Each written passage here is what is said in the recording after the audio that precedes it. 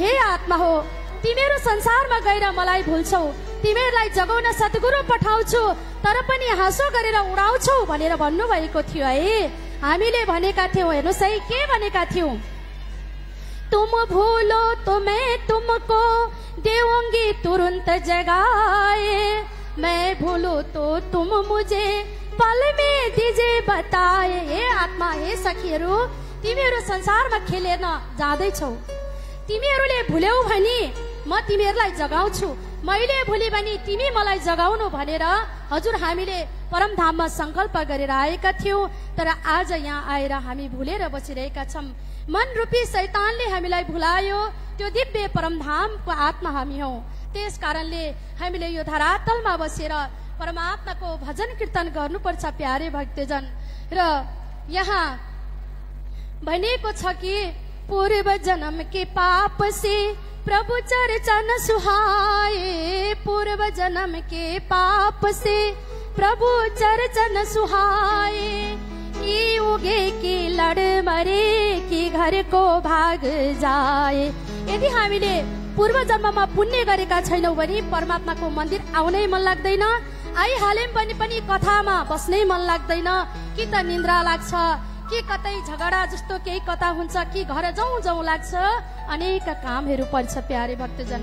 त्यस कारणले अब हामी परमात्माको भजन भक्ति गरौँ, कुराकानी खस खुस यस्तो भन्दा परमात्माको भजन भक्ति गर्नुपर्छ। घर में बातें बाहर बातें, बातें आते जाते, घर में बातें बाहर बातें, बातें आते जाते, इन बातें में नाफा नहीं जमराज मारेंगे लाते, इन बातें में नाफा नहीं जमराज मारेंगे लाते। यहाँ भन्नुहुन्छ घरमा कुरा, बाटामा भेट्यो भने पनि कुरा, यसो आउँदा जाँदा पनि कुरा, हरपल कुरा होइन। अब हामी भेट्दा परमात्माको चर्चा गरौँ। त्यहाँ कथा भएको छ रे, ए दिदी बहिनी हो जाउँ न, गएर त्यहाँ सुनौँ भनेर हामी भनौँ। अरूको कुरा गर्दा हामीलाई पुण्य मिल्दैन, यमराजको दण्ड मिल्छ रे है। त्यस कारणले प्यारे भक्तजन हामी पनि संस्कारी बनाऊ, हाम्रो सन्तानलाई पनि संस्कार दिउँ।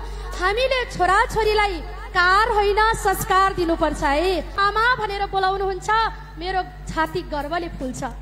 अर्की आमा भन्नु हुँदो रहेछ, हो नि दिदी मेरो पनि त्यस्तै छ, मेरो छोरो पनि इन्जिनियर भएको छ, इन्जिनियर साहेबको आमा भनेर बोलाउनुहुन्छ, मलाई पनि साह्रै खुसी लाग्छ, आनन्द लाग्छ।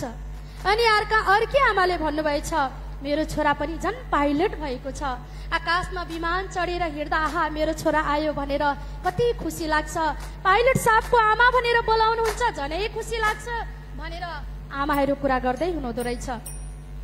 अनि त्यतिखेर अर्की आमा बोल्नु भएन छ। तीनैजना आमाले सोध्नु भएछ, दिदी तपाईँ किन नबोल्नु भएको, तपाईँको छोरा चाहिँ के हुनु भएको छ त, तपाईँले आफ्नो छोराको बारेमा भन्नु भएन नि भनेर भन्नुभएछ।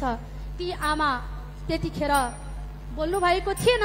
त्यतिखेरै उनको छोरा त्यो धारोमा आएर अनि छोराले भन्नुभएछ कि आमा हजुर किन पानी लिन आउनु भएको, घरमा बुहारी छैन र म छैन र, हजुर पँधेरोमा पानी लिन आउनु पर्छ, हामीलाई नभनी पानी लिन आउनु भएछ, खैदिनुहोस् गाग्री भनेर छोराले गाग्री बोकेर हिँड्नु भएछ, आमालाई बोक्न दिनु भएन छ। त्यतिखेर ती आमाले भन्नुभएछ, हेर्नुहोस् दिदी बहिनीहरू, मैले मेरो छोरालाई यो संस्कार दिएको छु।